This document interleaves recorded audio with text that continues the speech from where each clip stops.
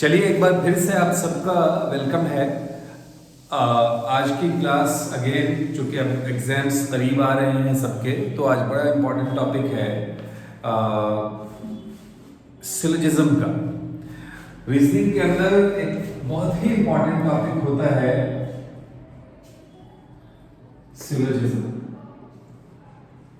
तो सिलोजिज्म का जो टॉपिक है, इसमें आपने सीखा ही हुआ है कि इसको जानते होंगे कुछ हद तक कि स्टेटमेंट्स और कंक्लूजन से रिलेटेड कुछ टॉपिक है, और ये बड़े इंपॉर्टेंट टॉपिक होंगे। आगे भी हम लोग डिस्कशन करेंगे कुछ और टॉपिक्स जो इस तरह के रिलेटेड हैं, जैसे सिलोजिज्म है स्टेटमेंट एंड कंक्लूजन, तो कुछ टॉपिक्स होते हैं स्टेटमेंट एंड अजम्पशन, फिर कुछ टॉपिक्स होते हैं कॉज एंड इफेक्ट।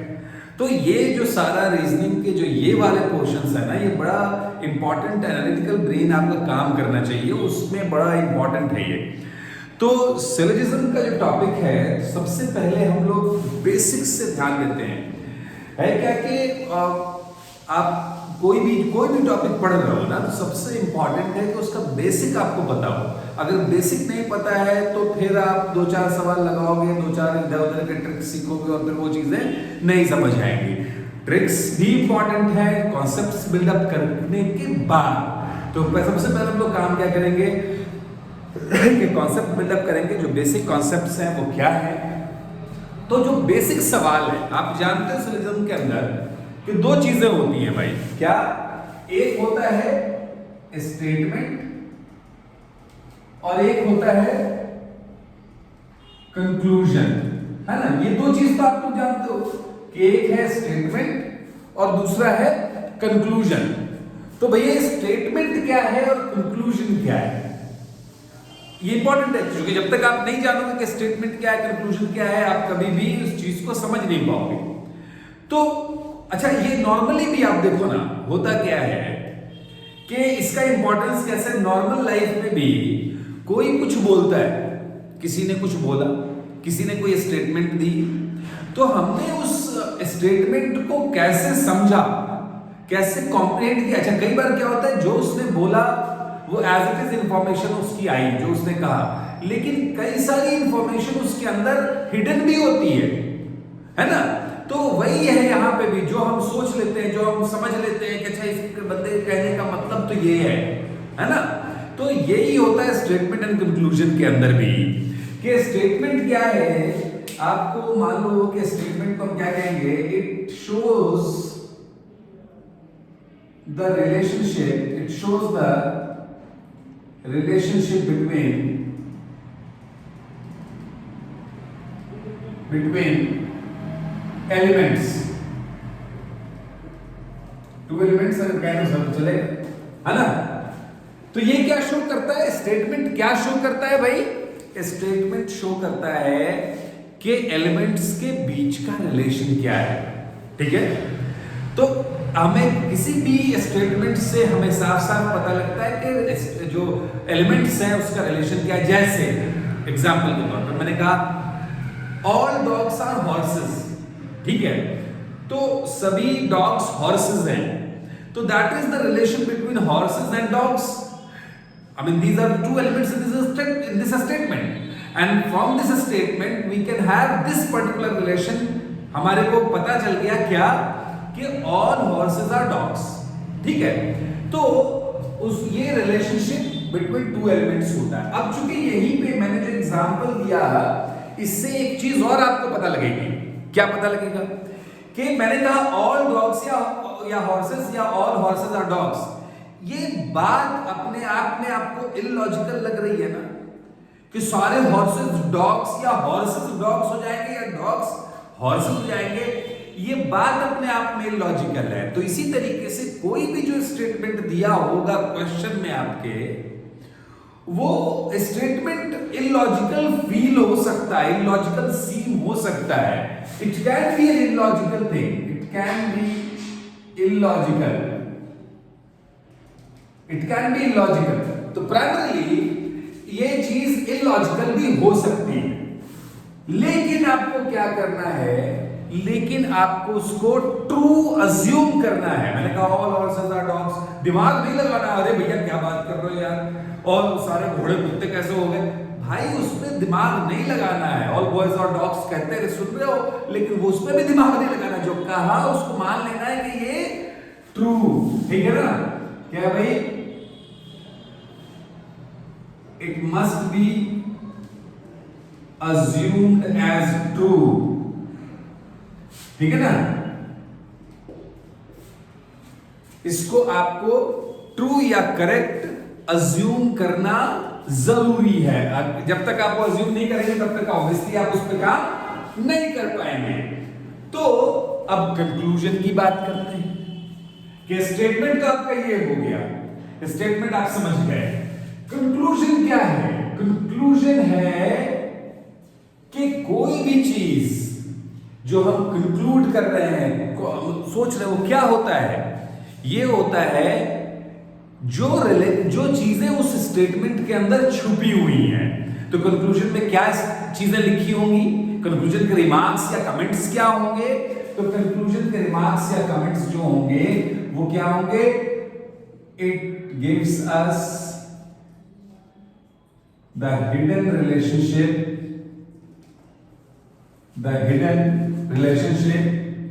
है ना,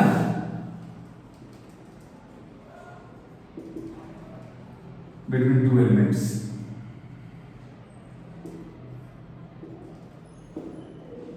हिडन रिलेशनशिप, एक तो बात जो उसमें क्लियर कट लिखा हुआ है वो है जो उसने स्टेटमेंट में जो रिलेशनशिप शो किया, लेकिन बिकॉज ऑफ दोज स्टेटमेंट्स जो चीजें आपने जो हिडन इंफॉर्मेशन निकाला उसमें से वो कंक्लूजन है। अब आपको ये देखना है कि कितना परसेंट वो सही है नहीं है, वो अपनी जगह है, उसको हम लोग देखेंगे, आगे समझेंगे।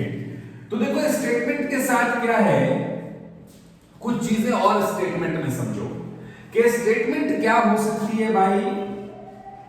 स्टेटमेंट जो होती है वो आपकी दो तरह की हो सकती है, पॉजिटिव स्टेटमेंट्स और नेगेटिव स्टेटमेंट्स, ठीक है ना भाई। तो एक आपका पॉजिटिव स्टेटमेंट हो सकता है और आपका नेगेटिव स्टेटमेंट हो सकता है। तो पॉजिटिव स्टेटमेंट्स कैसा हो सकता है? जिसके अंदर ऑल या सम कीवर्ड्स आए। क्या आएगा? ऑल कीवर्ड आ जाए या सम आ जाए, इस तरह का अगर है तो वो पॉजिटिव है। और अगर नेगेटिव है तो उसकी पहचान क्या है कि सम नॉट लिखा हो या इससे रिलेटेड कोई बात लिखी हो या फिर आपको नो लिखा हो, ठीक है ना। ये चीजें हो सकती है। आ रही बात समझ? आ रही बात समझ? तो ये तो हो गया स्टेटमेंट का मामला कि स्टेटमेंट पॉजिटिव नेगेटिव हो सकता है। हमने कहा ऑल हॉर्सेस आर डॉग्स, हमने कहा सम हॉर्सेस आर डॉग्स, ठीक है ना, ये दोनों पॉजिटिव स्टेटमेंट है। मैंने कहा नो हॉर्सेस आर डॉग्स, ये नेगेटिव स्टेटमेंट है। मैंने कहा some horses are not dogs, है ना, तो ये भी नेगेटिव स्टेटमेंट है। तो ये स्टेटमेंट्स जो है पॉजिटिव भी हो सकते हैं, नेगेटिव भी हो सकते हैं, ऑल के भी हो सकते हैं, सम हो सकता है पॉजिटिव के अंदर, सम नॉट और नो हो सकता है नेगेटिव के अंदर। अब आप इसमें पूछेंगे कि क्या हर जगह, ये सवाल होना चाहिए कि क्या हर जगह ऑल लगा होगा? अगर ऑल का है कोई जरूरी नहीं है, ठीक है। हम लोग उसके लिए भी देखेंगे कि क्या चीजें ऑल की जगह पे कौन से कीवर्ड्स हो सकते हैं। जैसे 100% लिखा है, ठीक है ना, 100% भी ऑल की जगह पे कीवर्ड है। सम की जगह पे तो बहुत सारे आ सकते हैं, most of, mostly, a few, few, 30%, 70%, कुछ भी लिखा है इस तरह का। तो उस कीवर्ड से आपको मतलब ये समझना है कि सम का है। अगर मान लो लिखा है 30% horses are dogs, this means some, ठीक है। अगर लिखा है कि भाई आपको क्या कहते हैं कि most of horses are dogs, इसकी मीनिंग भी सम है। मोस्टली हॉर्सेस आर डॉग्स, इसकी मीनिंग भी सम है। जनरली हॉर्सेस आर डॉग्स, इसकी मीनिंग भी सम है, ठीक है। तो इस तरह का जो स्टेटमेंट है वो आपको वो जो कीवर्ड्स है ना, आपको कीवर्ड्स आइडेंटिफाई करके रखना है। कीवर्ड्स आपको दिमाग में रखना है कि कौन से कीवर्ड्स आ सकते हैं, कौन सा कीवर्ड हमारे काम आ सकता है, कौन सा कीवर्ड ऑल को शो करेगा, कौन सा कीवर्ड सम को शो करेगा। मैंने ऑलमोस्ट बताया काफी सारा, उस तरीके से आपको बताता हूं। सम नॉट के लिए जो कीवर्ड्स इस्तेमाल हो सकता है लिखा हो हार्डली, है ना, हार्डली हॉर्सेस आर डॉग्स, तो this means some horses are not dogs, ये नेगेटिव वाला स्टेटमेंट चला जाता है ना। फिर उस तरह से रेयरली, ये नेगेटिव वाला स्टेटमेंट में चला जाता है, ठीक है। फिर उसी तरीके से आपको देखोगे कि नो में क्या है, तो 0%, नन, है ना, ये सब क्या है, वो इसमें आ जाएगा, नॉट में, नो में। तो ये तो बात हो गई कि स्टेटमेंट्स का क्या से इसका क्या मतलब है और इसकी क्या चीजें हैं। अब इसमें एक और चीज आप सीख लीजिए, इसको मैं अभी आगे बताता हूं। यहां पे एक और चीज बता दूं, फिर मैं स्टेटमेंट पे आऊंगा। अब देखो ये कंक्लूजन कितने टाइप का होता है, तो कंक्लूजन दो तरह का होता है, एक होता है डेफिनेट और एक होता है पॉसिबिलिटी। दो तरह के कंक्लूजन्स होंगे, ठीक है ना भाई। कोई भी बात जो हमने कही आपको, उससे आप दो तरह के मतलब निकाल सकते हो। एक तो 100% श्योर हो कि इसका मतलब यही है, और एक आप ये मतलब निकालते हो कि भाई शायद इसका मतलब ये हो सकता है कि ये भी हो, ठीक है। तो दोनों तरह के कंक्लूजन से निकल सकते हैं, समझ रहे हो ना। तो कंक्लूजन या तो डेफिनेट होगा, जहां पे बिल्कुल जो चीज एकदम बिल्कुल 100% समझ आ रही है कि यही होगा, तो वो डेफिनेट कंक्लूजन है। तो फिर कुछ कंक्लूजन क्या होते हैं, पॉसिबल कंक्लूजन, जो 100% आप श्योर नहीं हो कि यही कंक्लूजन इसका निकल रहा है, लेकिन चांसेस है कि ऐसा भी हो सकता है। तो वो 100% गलत भी नहीं हुआ, आप उसके बारे में क्लियर नहीं है, आप 100% श्योरिटी के साथ नहीं कह सकते। You can't say whether it is true और not, so that is true in possible situation. I mean, if something is there which you are not 100% sure about, so क्या होगा कि आप ये कहते हो कि I can't say whether it is true or not. तो जब मैंने ऐसा कहा कि I can't say whether it is true or not, this means कि इसकी possibility है but definite नहीं हूं मैं, ठीक है ना। तो यानी कि ये भी एक कंक्लूजन डिराइव किया जा सकता है, पॉसिबल है but I am not very much sure about it. So conclusions definite और पॉसिबल वाले कंडीशन में भी आते हैं। हरी बात समझ।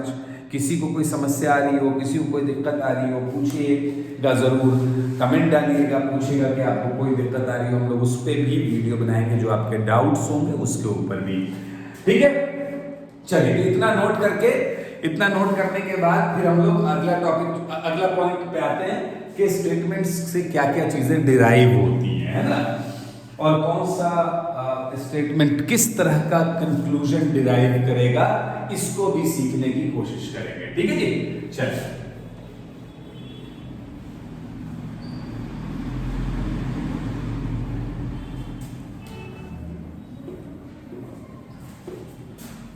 तो देखो, अब एक दो चीजें आपको जाननी चाहिए, वो बिल्कुल आपको सीखना चाहिए। कुछ आपको चीजें बताता चलूंगा। एक तो स्टेटमेंट्स जो होते हैं ना,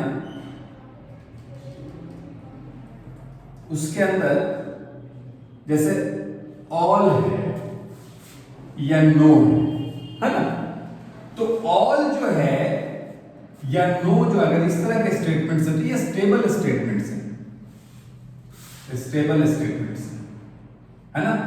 और इसके बीच में कुछ भी है, इसके बीच में क्या होगा, सम होगा या सम नॉट होगा, है ना। तो सम या सम नॉट, ये दोनों क्या है, अनस्टेबल सिचुएशंस है। आप श्योर नहीं हो ना कि कितना, 0 और 100 तो श्योर है ना, 100 का मतलब 100% सब, 0 का मतलब कोई नहीं, कुछ भी नहीं, तो ये दो चीजों तो बिल्कुल श्योर है ना। लेकिन जो इसका बीच का मामला है, सम या सम नॉट, मैंने कहा some horses are dogs, so are you sure कि सम का मतलब 60% है कि 40% है कि 80% है कि 20%? नहीं पता आपको, ठीक है। सम हॉर्सेस आर नॉट डॉग्स, वहां पर भी आपको नहीं पता कि 5% या 8% या 10% क्या, ठीक है ना। So you are not sure about the exact thing, ठीक है। तो इसीलिए इसको क्या कहते हैं कि अनस्टेबल स्टेटमेंट है, इधर भी जा सकता है, इधर की तरफ करीब हो सकता है, या इधर की तरफ करीब हो सकता है ना। So it gets near to और it may get near to zero as well, no as well. तो इसीलिए इसको अनस्टेबल स्टेटमेंट कहते हैं। अब इसमें एक और चीज समझिए, इसका जो ये जो नो का है ना, नो का कंक्लूजन हमेशा सर्टेन आएगा, नो का सर्टेन कंक्लूजन आएगा, सर्टेन कंक्लूजन। नेगेटिव है मतलब बिल्कुल मना है, रिस्ट्रिक्शन है, तो वो बिल्कुल सर्टेन हो जाती है चीज। लेकिन जो इसका है ना, इसका अनसर्टेन कंक्लूजन भी आता है, अनसर्टेन कंक्लूजन आता है, ठीक है ना। सम और सम नॉट का क्या आएगा, अनसर्टेन कंक्लूजन आएगा, क्योंकि स्टेबल नहीं है ना।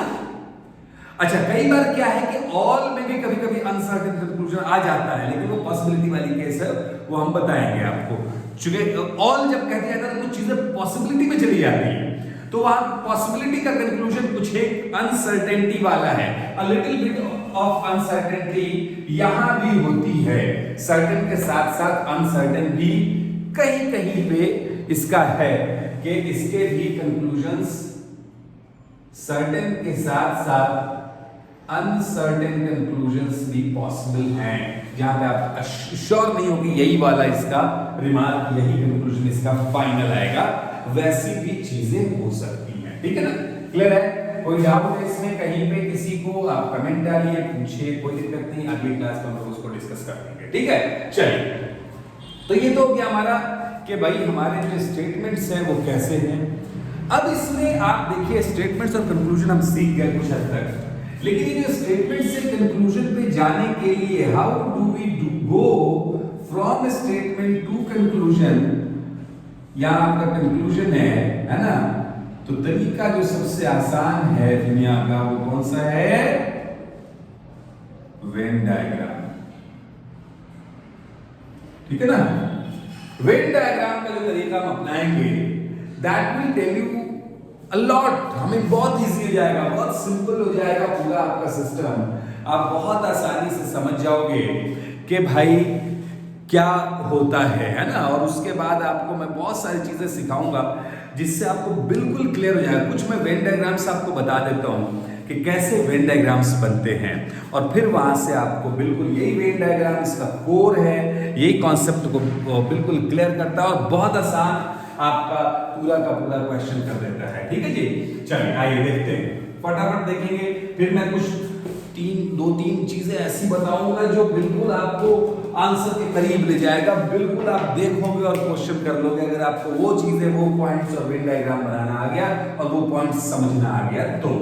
चलिए सबसे पहले देखते हैं हम लोग, पहला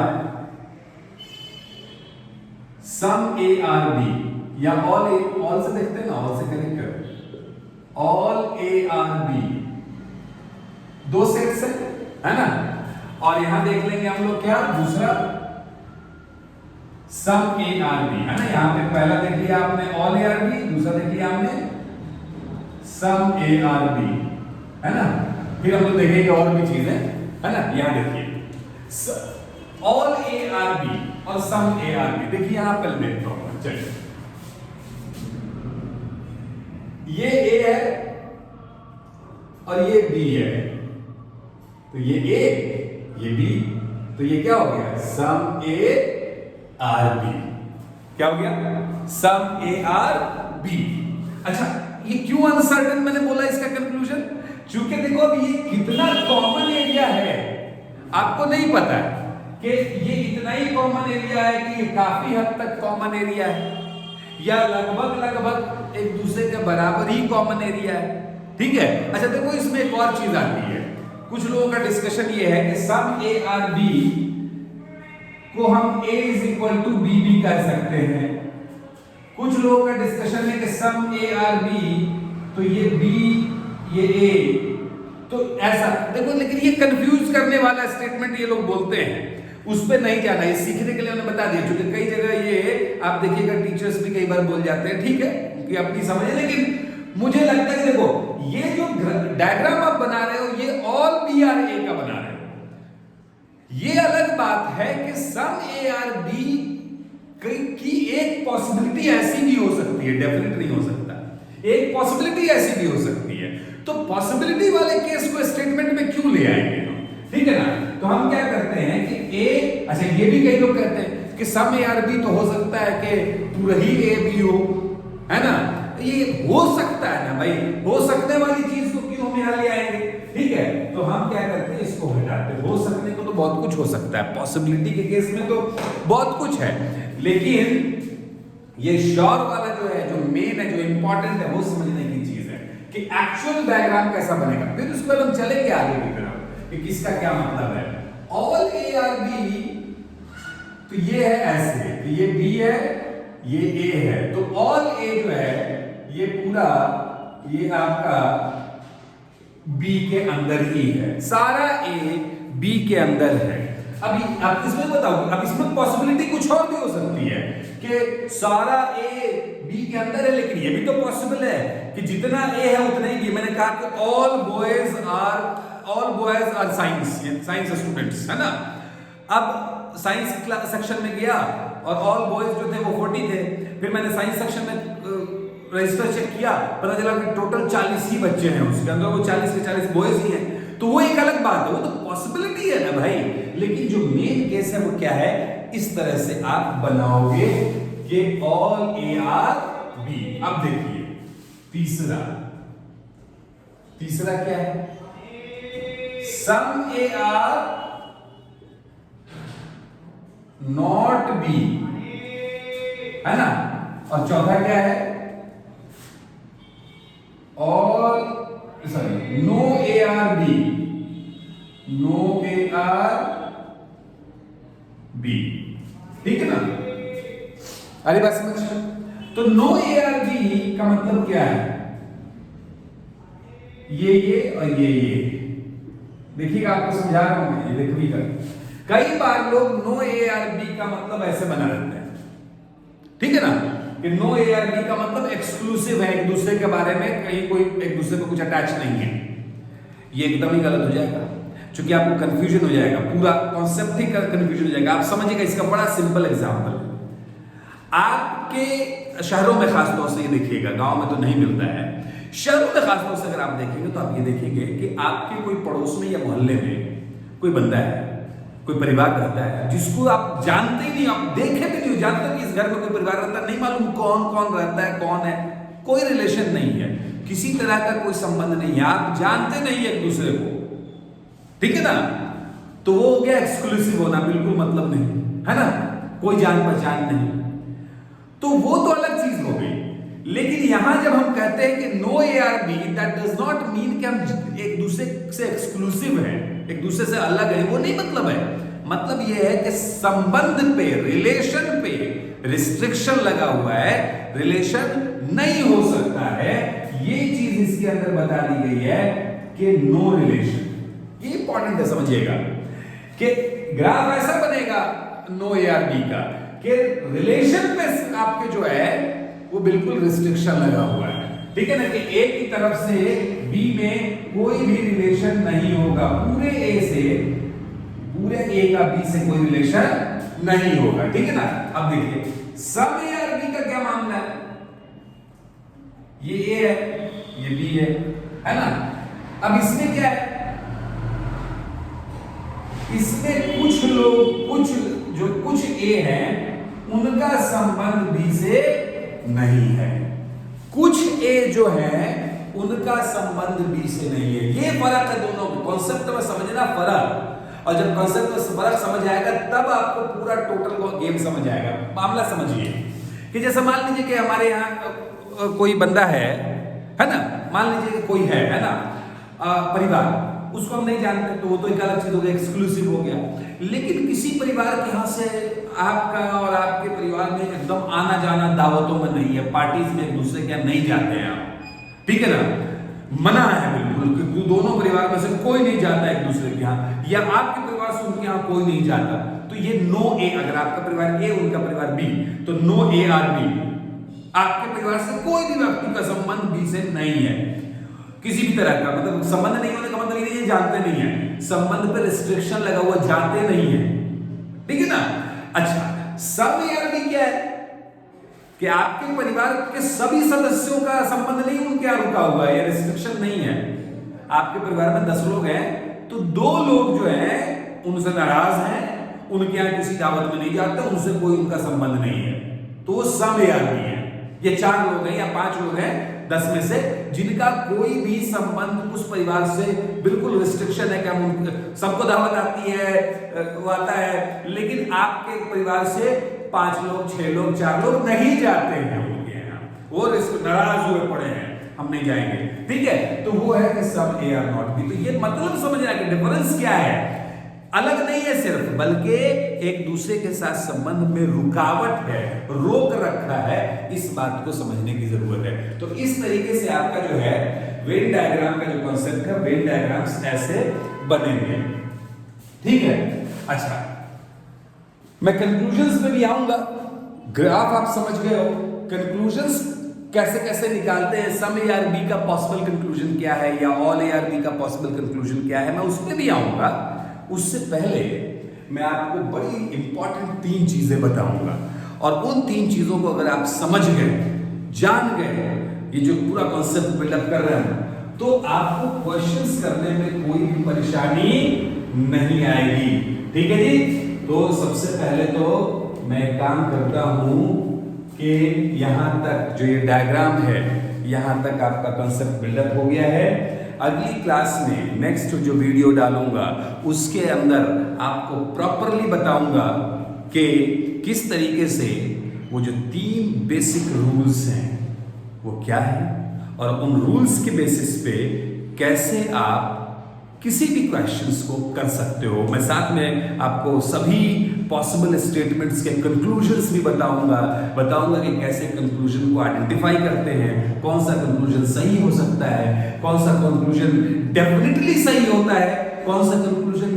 पॉसिबली सही होता है, और कैसे डेफिनेट और पॉसिबल में डिफरेंस क्रिएट करना है। वो जो बहुत ही थिन लाइन होती है, और बच्चे कई बार पॉसिबल कंक्लूजन्स को भी डेफिनेट समझ लेते हैं, डेफिनेट कंक्लूजन्स को भी पॉसिबल समझ लेते हैं, और गलत टिक करके चले आते हैं। उस चीज को हम लोग कैसे सही करेंगे, उसको भी हम लोग अगली क्लास में सीखेंगे। तब तक के लिए thank you very much, keep watching, और सब्सक्राइब, लाइक, शेयर करते रहा करो। Thank you.